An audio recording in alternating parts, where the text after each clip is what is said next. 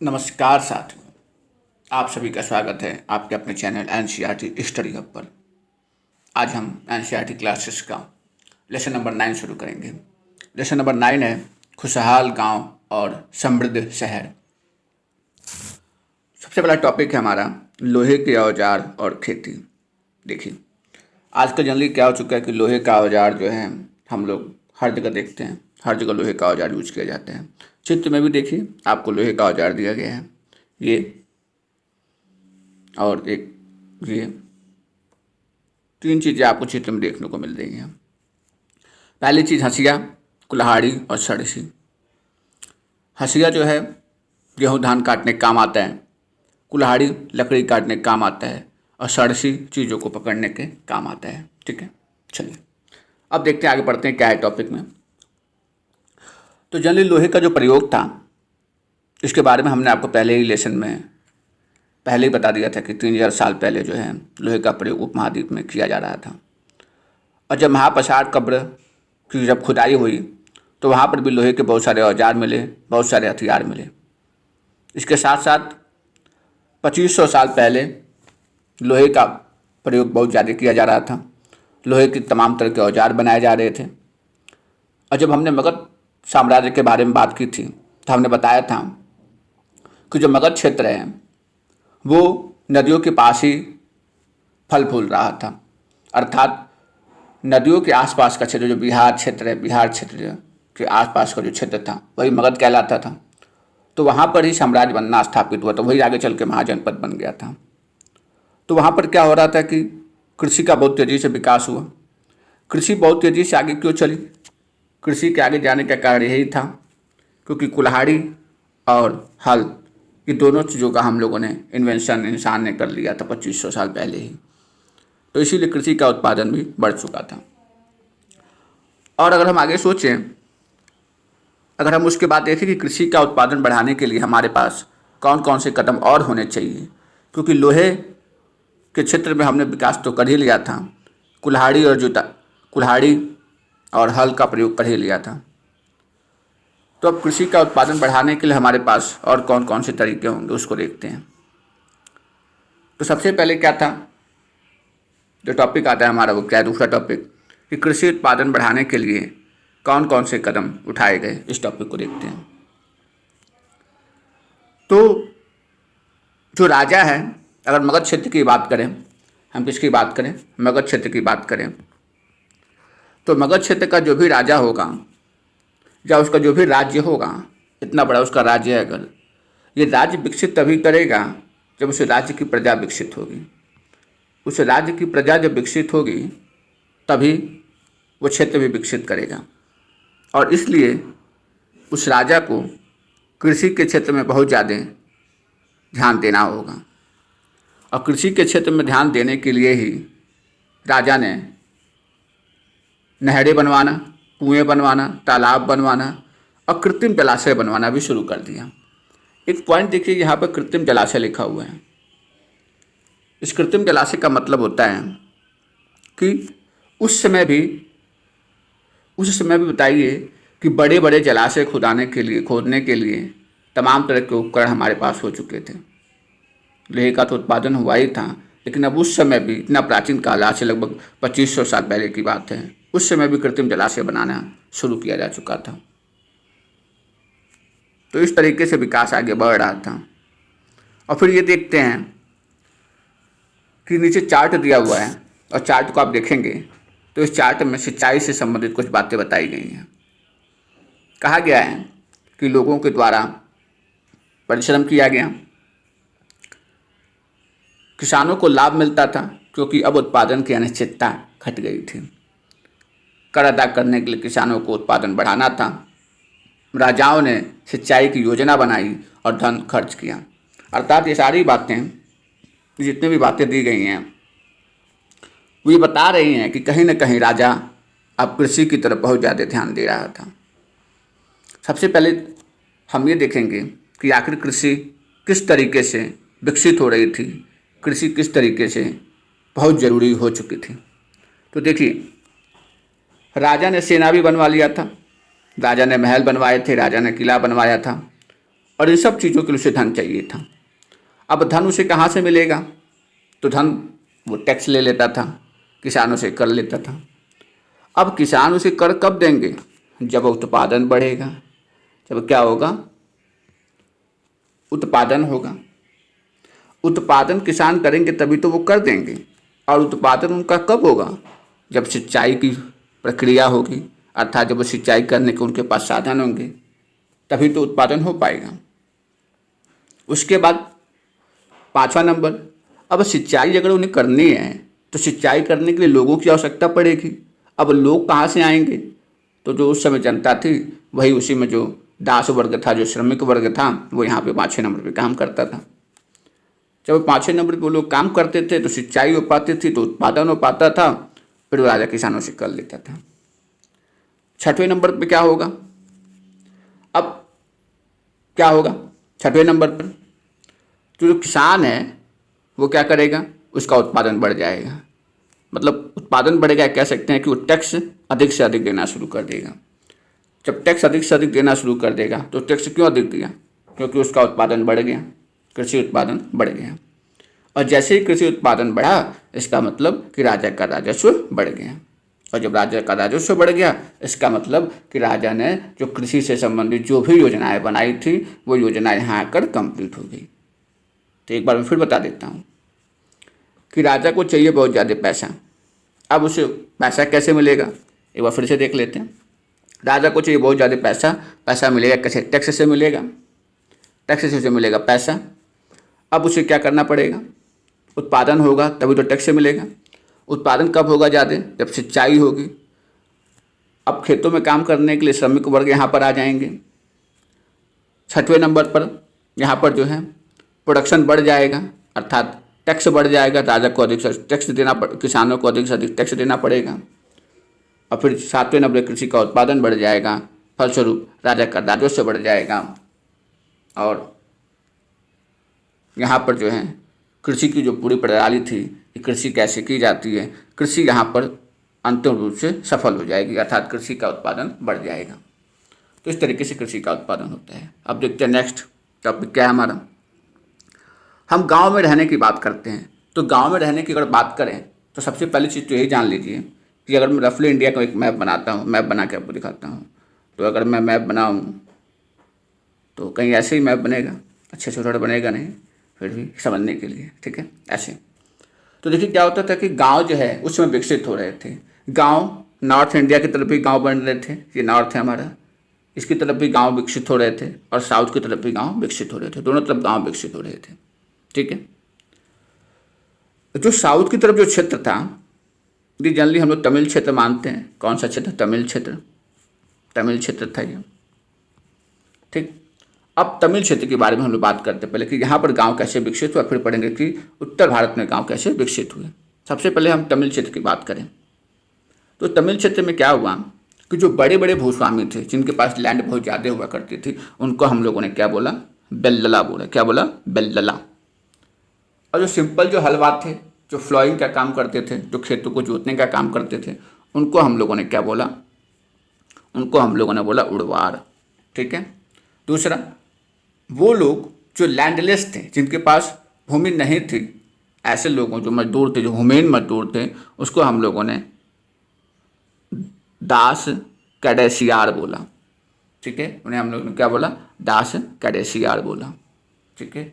और वही लोग क्या कहलाते थे? जो भूमिहीन मजदूर थे वही आदिमयी कहलाते थे। मतलब कि साउथ इंडिया की तरफ हमें 4 नाम देखने को मिलते हैं। एक तो बेल्लला, दूसरा उड़वार, तीसरा कडेसियार और आदिमयी, ठीक है। इसी तरीके से उत्तर भारत में भी हमें बहुत सी चीज़ें देखने को मिलती हैं। उत्तर भारत में क्या हो रहा था?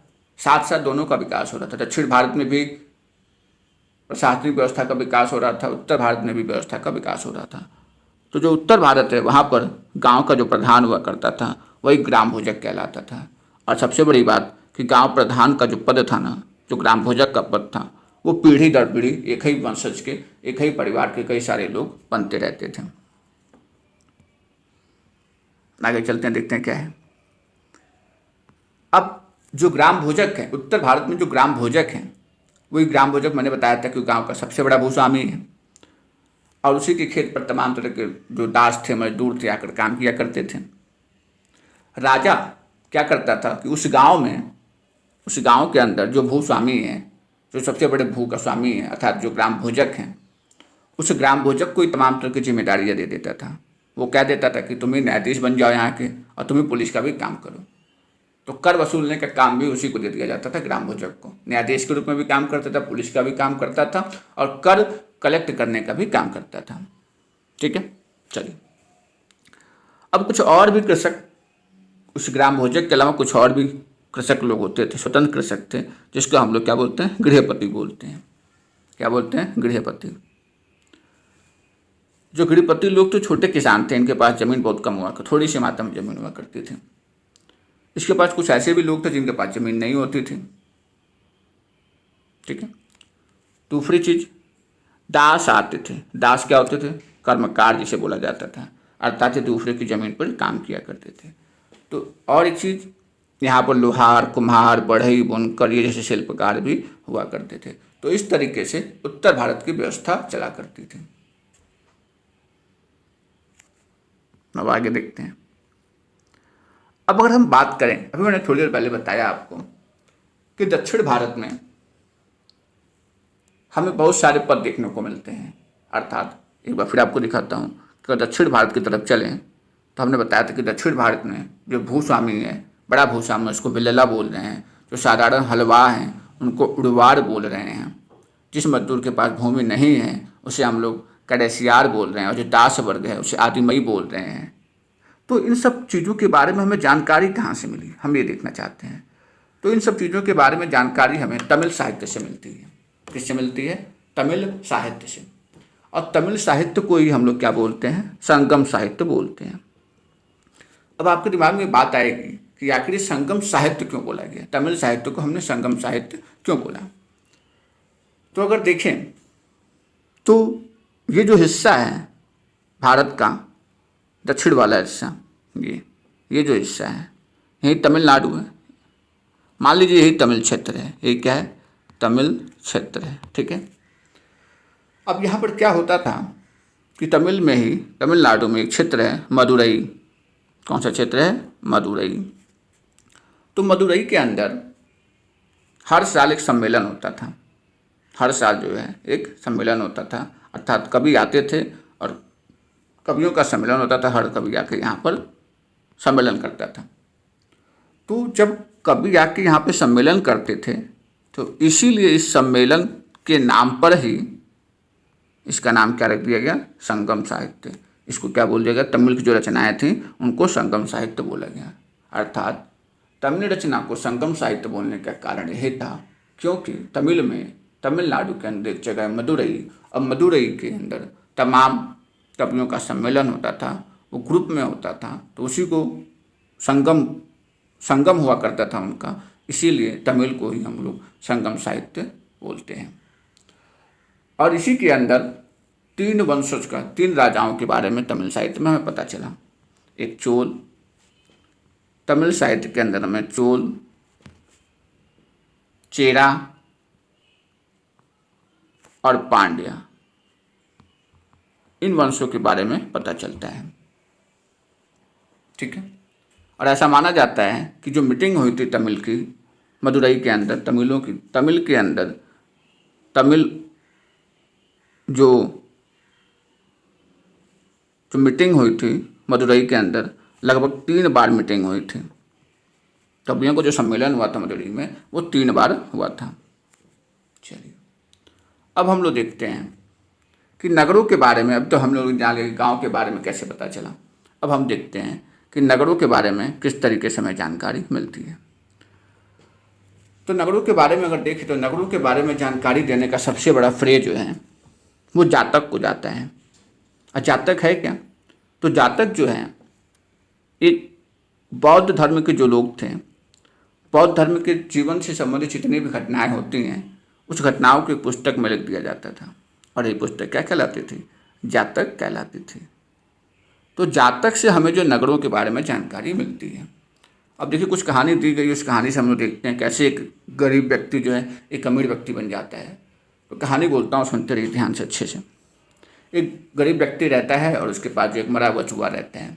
मरे हुए चूहे के अलावा उसके पास कुछ नहीं रहता है। वो क्या करता है कि चूहे को किसी से पैसे लेता है। किसी के पास बिल्ली होती है तो बिल्ली को चाहिए चूहा, तो वो क्या करता है कि चूहा जो है कुछ सिक्के ले लेता है उस व्यक्ति से और चूहा उस व्यक्ति को दे देता है जिसके पास बिल्ली होती है। तो उसका काम चल गया, पैसे कलेक्ट हो गए उसके पास। ठीक, फिर क्या होता है, एक दिन बहुत जोर की आंधी आ जाती है। आंधी से क्या होता है कि राजा जो होता है, उसका बगीचा जो होता है, उसकी टहनियाँ वहनियाँ टूट जाती हैं। अब टूट जाती है तो अब भैया सुबह जो है माली को साफ करना है। माली हो जाता है परेशान। अब माली करे तो क्या करे, वो एक व्यक्ति को देखता है और व्यक्ति से कहता है भैया एक काम करो, ये बगीचे में जितनी भी लकड़ियाँ पड़ी हुई हैं उसको उठाओ और साफ़ कर दो। तो व्यक्ति कहता है कि ठीक है मैं साफ़ तो कर दूंगा, लेकिन ये सारी लकड़ियाँ मुझे चाहिए। चलो बहुत अच्छी बात है। वो अब साफ़ सफाई करने के बारे में सोचने लगता है। तुरंत तो व्यक्ति दिमाग लगाता है और क्या करता है कि देखता है कि बाहर कुछ बच्चे खेल रहे होते हैं। उन बच्चों को बुलाता है और कहता है देखो इस बगीचे में जितने भी पेड़, टहनियाँ, पत्ते सब कुछ हैं, इनको कलेक्ट करके एक जगह रख दो, मैं तुम्हें कुछ मिठाइयाँ दे दूँगा। बच्चे खुश, बच्चे एक तिनका बटोरते हैं और फिर लाके सारी लकड़ियाँ जो है एक जगह किनारे इकट्ठा करके रख दी जाती है। तभी क्या होता है, शाम का समय हो जाता है। अब राजा का जो व्यक्ति होता है जो खाना पकाता है वो निकलता है और वो देखता क्या है कि अब उसे लकड़ियाँ तो चाहिए खाना बनाने के लिए। तो अब देखता है कि बहुत सारी कट्ठर की लकड़ियाँ तो पड़ी हैं।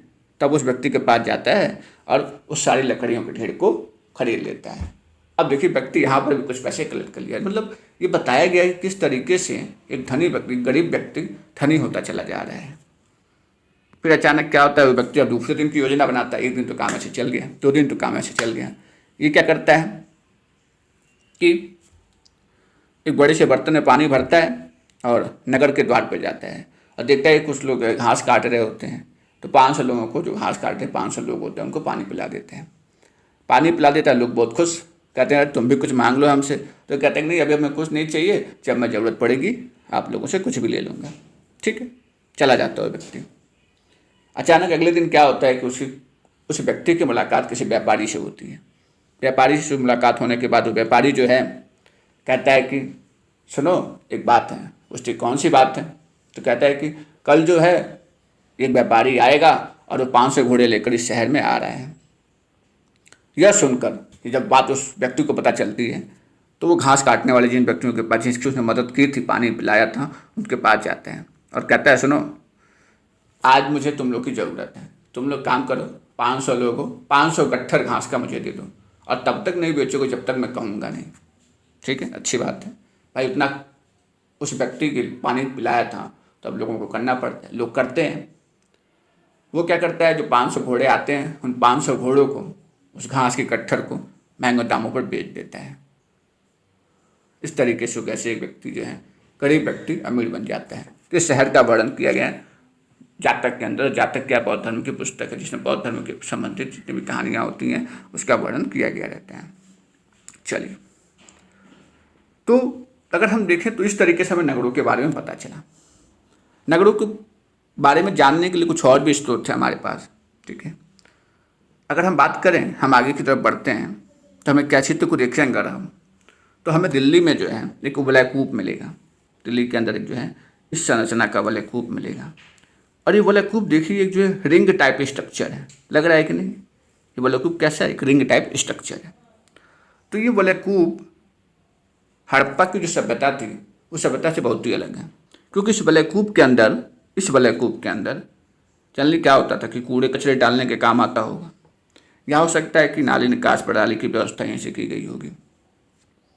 इसके साथ साथ अगर हम बगल में चित्र को देखें तो ये सांची की मूर्तिकला है और मध्य प्रदेश में एक जगह है सांची, और वहीं पर ये स्तूप की मूर्तिकला का नमूना हमें देखने को मिलता है। और इस चित्र को अच्छे से देखें तो हमें ऐसा लग रहा है कि शहर के जीवन का दृश्य दिखाया गया है कि किस तरीके से शहर में लोग रहते थे, किस तरीके से उनका जीवन यापन चलता था। इन सब चीज़ों के बारे में दिया गया है।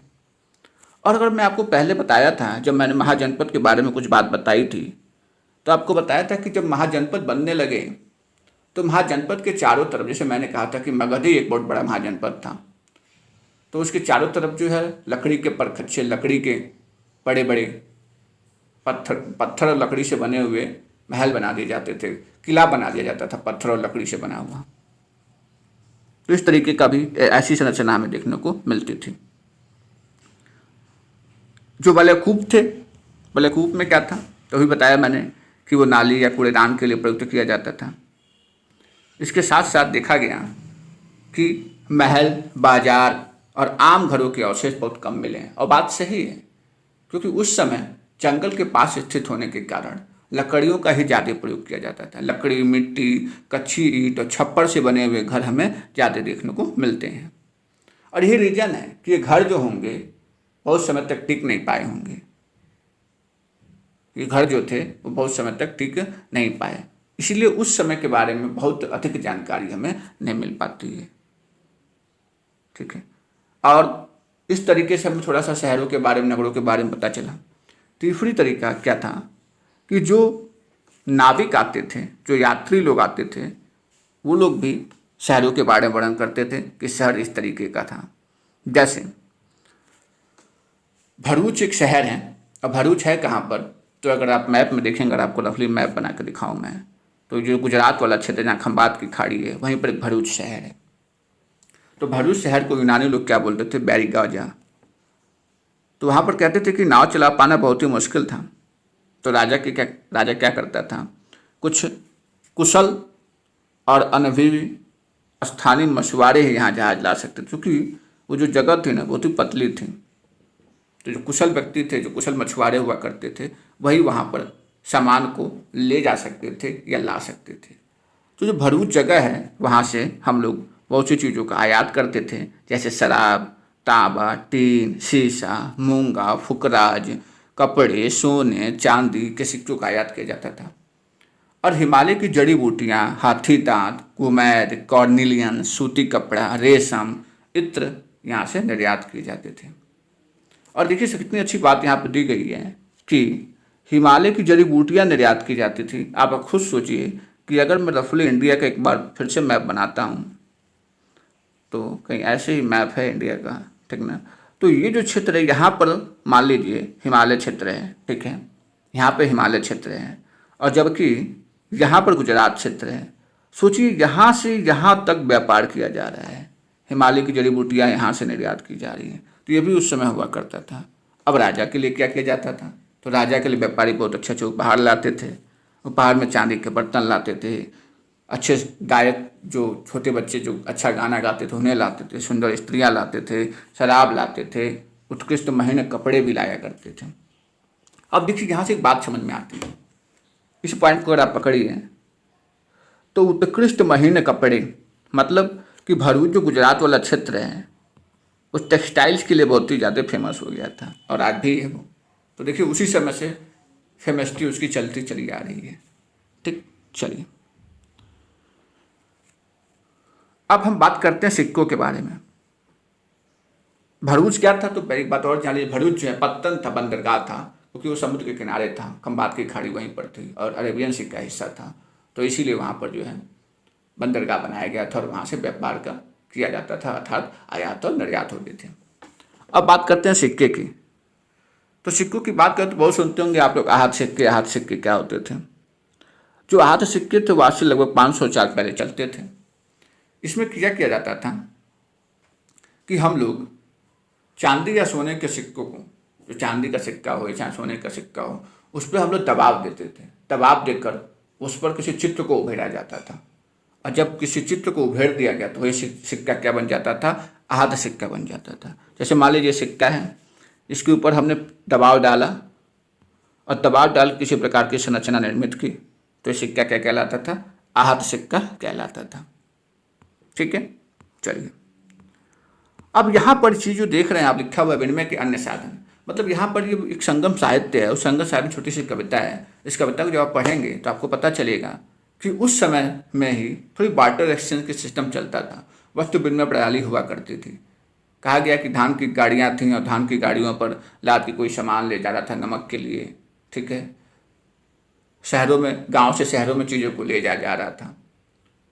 तो कहने का मतलब कि इस कविता को अगर पढ़ेंगे तो आपको ही बात पता चलेगी कि नमक का भी व्यापार उस समय होता था और नमक का विनिमय किया जाता था। नमक जब एक व्यक्ति से दूसरे व्यक्ति या एक व्यापारी से दूसरे व्यापारी के पास पहुंचता था तो विनिमय के माध्यम से पहुंचता था, अर्थात एक वर्ग धान देता था, दूसरा वर्ग नमक लेता था। अब नगरों की कुछ और भी गतिविधियों को देखते हैं। जैसे अगर देखिए कि अगर हम एक बार फिर से मैप बनाते हैं और मैप से चीज़ों को समझने की कोशिश करते हैं। गलत बन गया ये, ऐसा एक बार फिर ट्राई करते हैं। बहुत जल्दी सीखूंगा मैं मैप बनाना।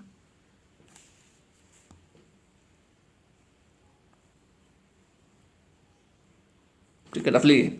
चलिए, तो अगर देखेंगे तो यहीं पर क्या है, आपका मथुरा स्थित है। यहीं पर कहीं मथुरा स्थित है। तो मथुरा उस समय बहुत ही महत्वपूर्ण नगर था। मथुरा जो है उस समय बहुत ही महत्वपूर्ण नगर था। मथुरा के बारे में एक जो बात है वो आप समझ लीजिए कि जो कुषाण वंश था, जो नॉर्थ वेस्ट से, इंडिया के नॉर्थ वेस्ट से इधर से आए थे, इन्होंने अपनी पहली राजधानी पुरुषपुर को बनाया, अर्थात जो पेशावर कहलाता है, पुरुषपुर को ही पेशावर बोला गया। दूसरी राजधानी उन्होंने मथुरा ही बनाई, क्योंकि मथुरा एक बहुत बड़ा केंद्र था। मथुरा किस चीज़ का केंद्र था? मथुरा पर्टिकुलर ऐसा नहीं था कि मथुरा पे केवल वस्त्रों का ही व्यापार होता था, बल्कि मथुरा के अंदर तो एक संस्कृति का ही आगमन हो चुका था। क्योंकि नॉर्थ वेस्ट से जब लोग आए तो मथुरा में ही आए, मथुरा में ही बसे, मथुरा के क्षेत्रों के आसपास ही बस गए, तो वहाँ से एक संस्कृति ही चली आई। मथुरा के बारे में तो ये कहा जाता है कि मथुरा के अगर रास्तों को देखें हम, मैंने मैप में दिखाया था आपको, मथुरा क्षेत्र दिखाया था, तो वहाँ पर क्या था कि उत्तर पश्चिम से पूरब की ओर जाना हो और उत्तर से दक्षिण की ओर जाना हो, मतलब कि नॉर्थ से वेस्ट, नॉर्थ से साउथ जाना हो तो भी मथुरा से होकर जाना पड़ेगा। इसके साथ साथ नॉर्थ वेस्ट से पूरब की तरफ जाना हो तो भी आपको मथुरा से होकर जाना पड़ेगा। इसीलिए मथुरा एक बहुत बड़ा केंद्र बनकर उभरा था, और इसीलिए मथुरा को 2000 साल पहले कुषाणों ने अपनी दूसरी राजधानी बनाई थी। और जब अशोक का शासन काल था, मगध क्षेत्र का विस्तार हो रहा था, उस समय अशोक का साम्राज्य मथुरा तक भी पहुंच चुका था, और इसीलिए बौद्ध धर्म और जैन धर्म के कुछ साक्ष्य हमें मथुरा के क्षेत्रों में भी देखने को मिलते हैं। अर्थात बौद्ध विहार और जैन मंदिर भी हमें देखने को मिलता है। और मथुरा एक तौर से तो कृष्ण भक्ति का बहुत ही बड़ा केंद्र रहा। इसीलिए अगर मथुरा को देखेंगे तो मथुरा के चारों तरफ, शहर के चारों तरफ किलेबंदी की गई थी, और उस किलेबंदी में बहुत सारे मंदिर बनाए गए थे। आसपास के किसान, पशुपालक शहर में रहने वालों के लिए भोजन जुटाया करते थे। तो मथुरा इस तरीके से बहुत ही उस समय फेमस हुआ करता था। चलिए, मथुरा के अंदर बस इतना ही नहीं, मथुरा के अंदर जो है हमें बहुत सारे स्टोन्स भी देखने को मिले हैं, और इसके साथ साथ मैंने बताया था कि अभिलेख भी देखने को मिले हैं, अर्थात पत्थरों पर लिखे हुए कुछ लेख भी देखने को मिले हैं। वहाँ के जो मंदिर हैं, उस मंदिर के पत्थरों पर राजा रानी ने उस मंदिर को जो दान किया है उसका वर्णन तो है ही है। इसके साथ साथ जो उस नगर के रहने वाले लोग हैं उनके द्वारा जो दान किया गया है उसका भी वर्णन देखने को मिलता है। मथुरा के अभिलेखों में सुनार, लोहार, बुनकर, टोकरी बुनने वाले, माला बनाने वाले, इन सभी का वर्णन देखने को मिलता है। तो उस समय मथुरा भी बहुत तेजी से विकसित कर रहा था। अब हम बात करते हैं शिल्प और शिल्पकारों की। तो अगर हम शिल्प की बात करें या शिल्पकारों की बात करें तो हमें मिट्टी के बहुत सारे बर्तन भी देखने को मिले थे, और जो मिट्टी के बर्तन थे वो क्या थे? सुंदर बर्तन देखने को मिले थे मिट्टी के, और वो जो थे उत्तरी भाग में, अगर मैप को उत्तर भाग में, इस वाले भाग में देखने को मिले थे। इसीलिए हम उस बर्तनों को उत्तरी चमकीले पात्र भी कहते हैं। उत्तरी भाग में जो बर्तन मिले थे इसीलिए उनको हम उत्तरी काले चमकीले पात्र भी कहते हैं। और जो बर्तन थे जो उत्तरी भाग में मिले थे वो काले रंग के थे, और उसमें पॉलिश लगी थी, बहुत ही चमकदार हुआ करते थे वो। इसके साथ साथ उत्तर में वाराणसी और दक्षिण में मदुरई कपड़ों के उत्पादन के लिए बहुत ही विशेष रूप से प्रसिद्ध थे। तो यहाँ पर देखिए कुछ बातें क्लियर हो गई कि जो वाराणसी था वो कपड़ों के उत्पादन के लिए बहुत ही प्रसिद्ध था, और दक्षिण में जो मदुरई था जहाँ पर सम्मेलन हुआ करते थे तमिलों के, 3 बार सम्मेलन हुआ था, वो भी वस्त्रों का बहुत ही बड़ा केंद्र था, और वहाँ पर स्त्री पुरुष दोनों काम करते थे। तो देखिए, अब नगर कैसे आए हमने जान लिया, गांव कैसे आए हमें कुछ पता चला, शिल्प और शिल्पकार का क्या रोल था ये हमें पता चला। इसके साथ साथ हमने मथुरा की क्या कंडीशन थी इसके बारे में जाना, आहत सिक्के क्या होते हैं इसके बारे में जाना। तो अगर हम देखें तो अब हमें ये पता चलेगा कि अब जो शिल्प और शिल्पकार लोग हुआ करते थे उन लोगों ने आपस में एक संघ बनाना शुरू कर दिया और वही संघ क्या कहलाता था, श्रेणी कहलाता था। शिल्पकारों का व्यापारियों का एक संघ बनने लगा और वो संघ क्या कहलाता था, श्रेणी कहलाता था। जिस तरीके से आज के समय में व्यापारियों का एक संघ होता है चैम्बर ऑफ कॉमर्स, क्या होता है, चैम्बर ऑफ कॉमर्स, ये व्यापारियों का संघ है। ठीक उस समय भी एक तरह के शिल्पकार लोग और व्यापारी लोग आपस में संघ बनाने लगे, तो क्या कहलाता था, संघ, श्रेणी कहलाता था। जो शिल्पकार थे वो प्रशिक्षण देने का काम करते थे, कच्चा माल उपलब्ध कराते थे और तैयार माल को वितरित करते थे, जबकि जो व्यापारी थे वो व्यापार का संचालन करते थे। उसी में जो शिल्पकारों व्यापारियों का जो समूह था उसी समूह को हमने श्रेणी बोला। तो कुछ शिल्पकारों ने या कुछ व्यापारियों ने बैंक खोल दिया, अर्थात वहाँ पे लोग जाते थे, संघ बना लिया, बैंक खोल लिया उन लोगों ने, अर्थात वहाँ पे लोग पैसे जमा करने लग गए थे। तो जो पैसे वहाँ जमा किए जाते थे उसका फ़ायदा लोगों को भी होता था। जिस तरीके से आप बैंक में पैसे जमा कर दीजिए तो कुछ समय बाद आपको कुछ राशि मिलती है ब्याज के रूप में, ठीक उसी तरीके से उस समय भी होता था। तो कुछ धन निवेश के रूप में लाभ के लिए आप उन लोगों को दे दिया जाता था जो पैसे इन्वेस्ट करते थे, और कुछ जो पैसे होते थे उनको मठ और धार्मिक संस्थानों को दे दिया जाता था। ठीक है, चलिए अर्थशास्त्र के अंदर जो कौटिल्य या विष्णुगुप्त के द्वारा जो पुस्तक लिखी गई अर्थशास्त्र के अंदर सूत कातने और बुनने के कुछ नियमों का वर्णन किया गया है। उसमें क्या बताया गया, देखिए, कहा जाता है कि कुछ विशेष पदाधिकारी होते थे और उन्हीं पदाधिकारी की देखरेख में सूत की कटाई और बुनाई होती थी। कैसे सूत तैयार किया जाता है, देखिए, ऊन, पेड़ की छाल, कपास, पटुआ, इस सब को तैयार करने के लिए क्या यूज किया जाता था, किस चीज़ का प्रयोग करते थे, विधवाएं इसमें काम करती थी। जो भी सक्षम अक्षम, देख रहे हैं क्या लिखा हुआ है, सक्षम अक्षम कोई भी महिलाएं होती थी वो भी इसमें काम करती थी। फिर खूड़ियों को काम कराया जाता था, वृद्धा व्यवसायों से काम कराया जाता था, राजा की जो अवकाश प्राप्त दासियाँ थीं उनसे काम कराया जाता था, सेविकाओं से काम कराया जाता था। अवकाश प्राप्त देवदासियों को इनसे काम कराया जाता था। कौन सा काम, सूत की कटाई और बुनाई का। ठीक है, अच्छा, अब जब ये काम करती थी तो इनकी गुणवत्ता के अनुसार इनको पारिश्रमिक भी दे दिया जाता था।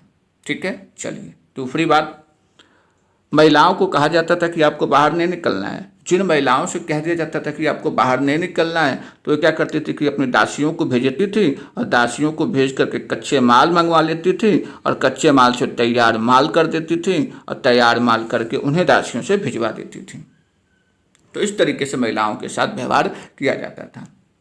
इसके साथ साथ वे औरतें जो कारखाने तक जा सकती हैं उन्हें अपना माल कारखाने तक तड़के ले जाना पड़ता था और जहां उन्हें पारिश्रमिक मिलता था, और उसी समय उन महिलाओं के द्वारा जो माल लाया गया है उसकी अच्छे से जांच होती थी और हाँ रोशनी भी रहती थी। और अगर जांच करने वाला निरीक्षक औरत की तरफ देखता था, इधर उधर की बातें करता था, तो उसे सजा भी मिलती थी। अच्छा, कि उस समय भी हुआ करता था। और अगर औरत को भी सजा मिलती थी, कब, जब अपना काम पूरा नहीं करती थी तो उसे जुर्माना भी देना होता था, और इतनी भयंकर सजा थी कि उस समय अंगूठा भी काट लिया जाता था। अर्थात दोनों महिलाओं को भी सजा मिलती थी और जो निरीक्षक थे अगर उसने गलत व्यवहार किया तो उसे भी सजा मिलती थी। चलिए अब देखते हैं आगे।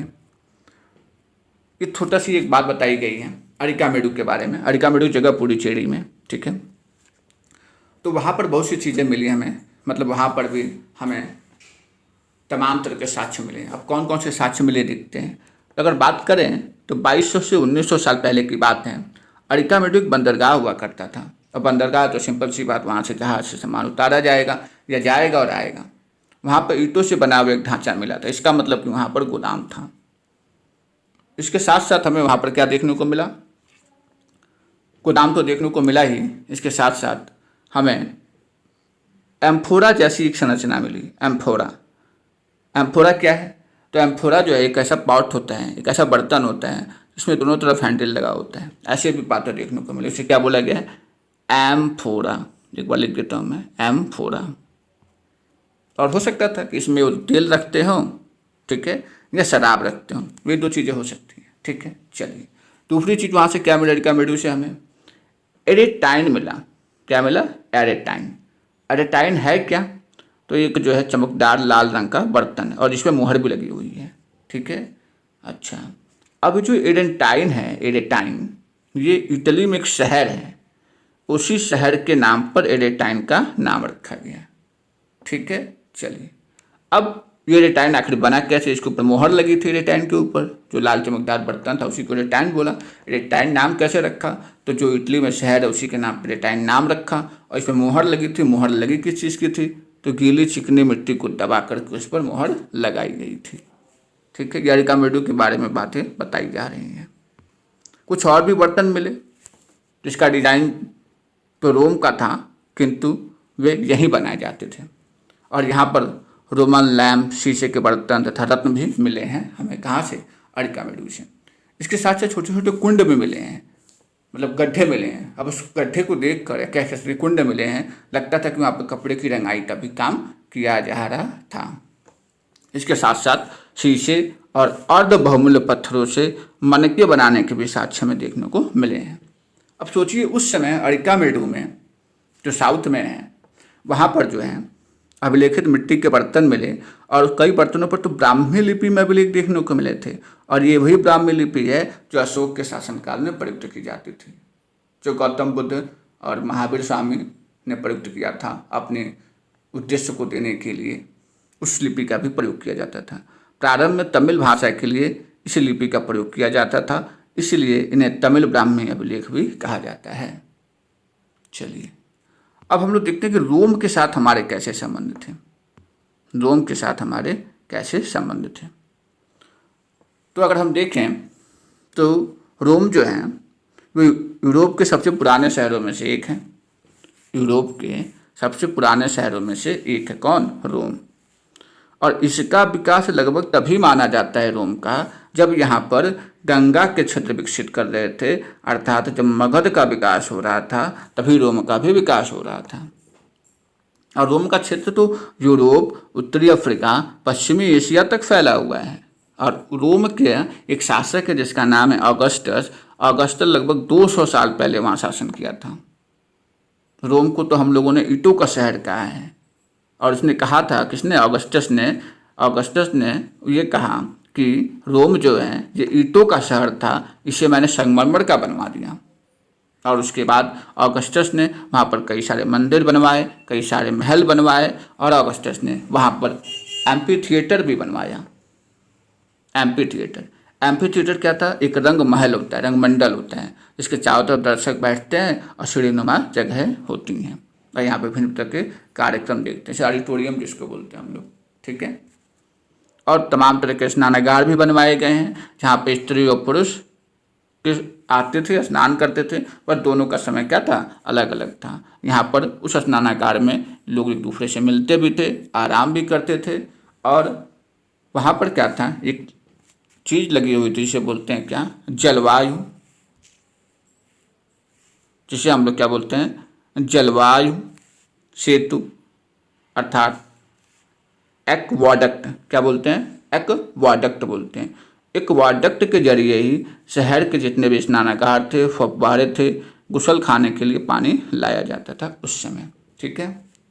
चलिए, इस तरीके से ये क्लास जो है का ये लेसन समाप्त हुआ। आइए कुछ बातें देख लेते हैं, कुछ महत्वपूर्ण तिथियाँ जान लेते हैं। तो देखिए, उपमहाद्वीप में लोहे के प्रयोग की शुरुआत जो है आज से लगभग 3000 साल पहले शुरू हुई थी। मतलब जब महापाषाण काल था तो शुरुआत हो चुकी थी। लोहे के प्रयोग में बढ़ोतरी नगर, आहत सिक्के लगभग 2500 साल पहले आए थे। संगम साहित्य की रचना 2300 साल पहले हुई थी। और अरिका मेडू का जो पत्तन पाया गया था वो 2200 से 1900 साल पहले पाया गया था, ठीक है। अब देखिए, अगर इस क्वेश्चन को करने की कोशिश करें तो वलय कूप का प्रयोग जो है जल निकासी के लिए किया जाता था। आहत सिक्के जो थे हमारे चांदी के बने होते थे। इसके साथ साथ जो मथुरा था एक बहुत बड़ा धार्मिक केंद्र था, जो श्रेणी थी वो श्रेणी शिल्पकारों की हुआ करती थी। इस तरीके से लेसन समाप्त हुआ। तो इस चैनल के ऊपर जो है क्लास 6 से लेकर क्लास 12 तक की सारी NCERT कंप्लीट की जाएगी और बहुत जल्दी क्वेश्चन सीरीज को भी हम लेकर आएंगे। अब ज़्यादा से ज़्यादा इस चैनल को सब्सक्राइब कीजिए, लाइक कीजिए, शेयर कीजिए और कोई कमेंट देना चाहते हैं, कोई सजेशन देना चाहते हैं तो आप सभी का मोस्ट वेलकम है। अच्छे से पढ़ाई कीजिए। जय हिंद, जय भारत।